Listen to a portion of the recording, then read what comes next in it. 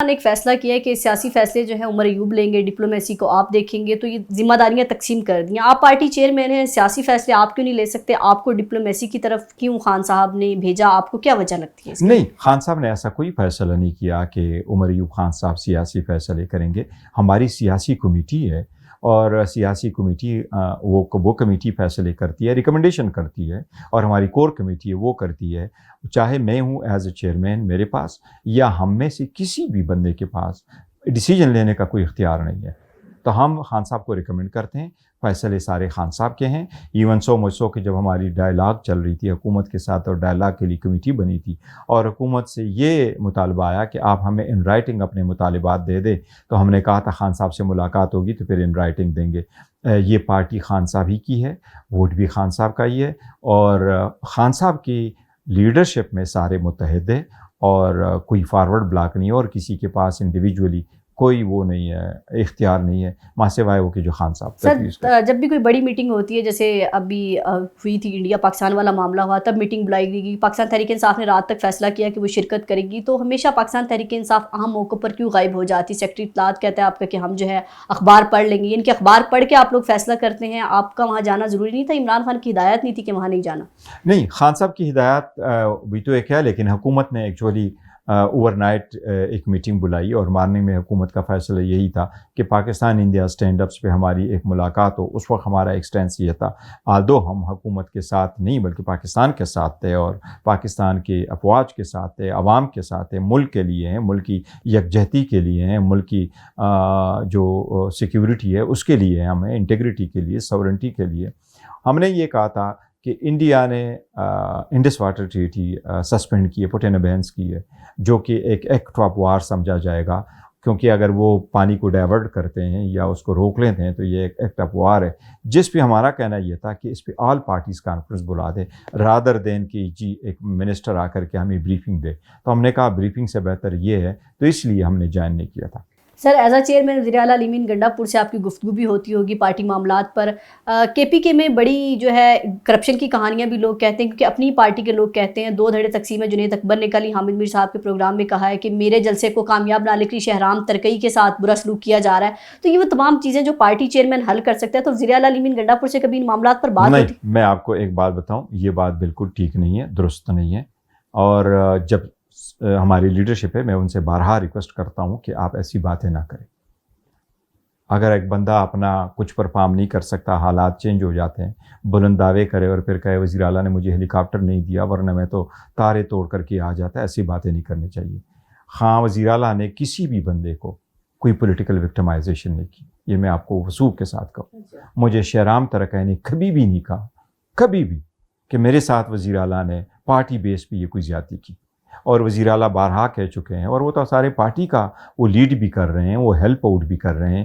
ہاں، جہاں تک جنید صاحب کا تعلق ہے تو جنید صاحب نے کہا تھا میرے ساتھ کوآپریشن کرنا چاہیے، تو میں نے ان کو یہ کہا تھا کہ کوآپریشن کا ورڈ کنفیوزنگ ہے، آپ کیا چاہیے؟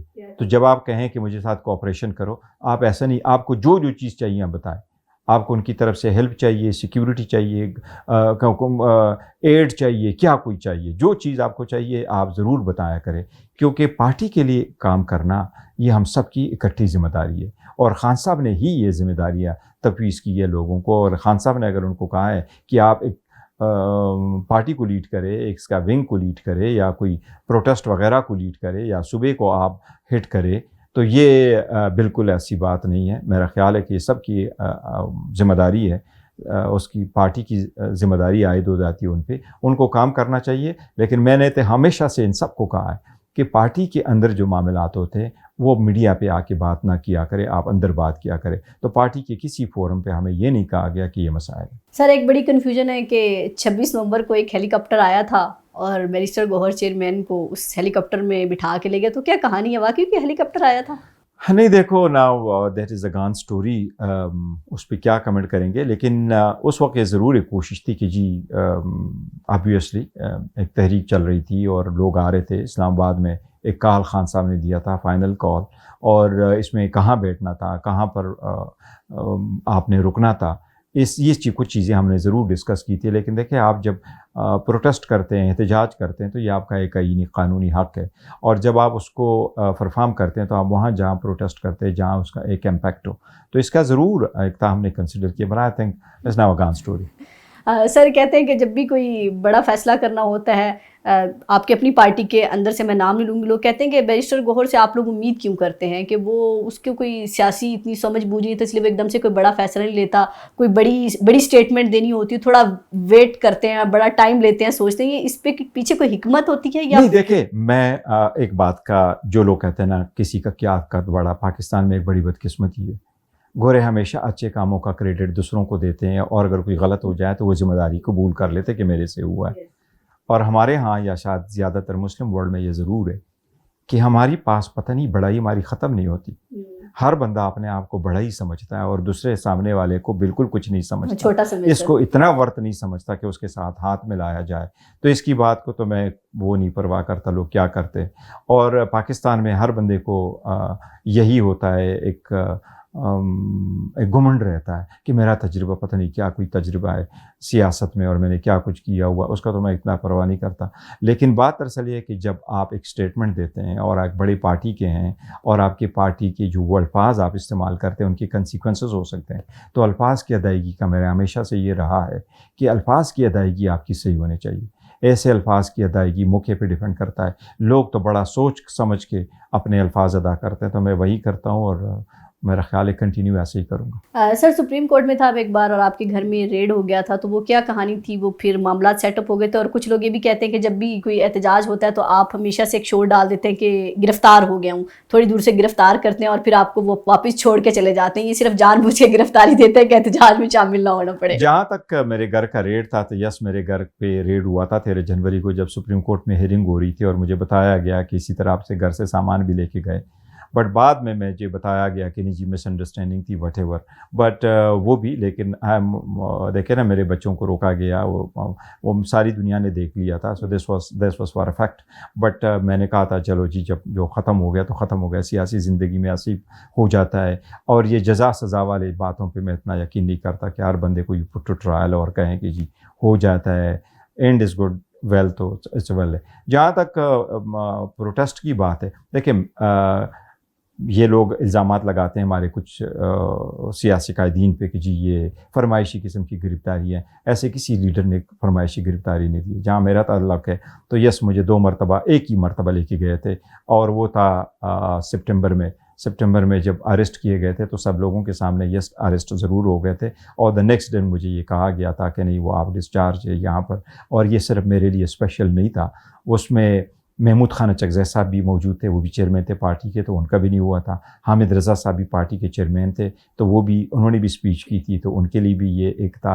اور شاید میں بھی پارٹی کا چیئرمین تھا, تو اس لیے شارٹ آف اٹ کبھی میرے ساتھ ایسا نہیں ہوا ہے کہ ہمیں بعد میں چھوڑا گیا اور یا میں نے فرمائشی کیا. باقی میں جو ہمارے لیڈر ہے, میں کہتا ہوں ان کو, ان کے تو کیا, ان کے گھر والوں کے لیے کیا, میں کہتا ہوں ان کے کتوں کے لیے میں بھی کبھی کمپرومائز کا لفظ استعمال نہیں کرتا, کیونکہ ہماری لیڈرشپ کو اور پارٹی کی جو پارلیمنٹیرین ہیں ان کو تو بڑے کروڑوں کے آفر ہوئے, ہر قسم کی لالچ ان کو دی گئی ہے کہ منسٹری بھی لے لو, چیئرمین شپ آف کمیٹی بھی لے لو. آفر کی کسی نے کمیٹی کے چیئرمین, ان کو جو آفریں ہوئی جو میرے پاس سامنے آئی ہے کہ جی ان کے یہ سارے لے لو, لیکن وہ کبھی نہیں گئے. جہاں تک میرا ذاتی تعلق, میرے ساتھ کبھی کوئی اپروچ نہیں ہوا.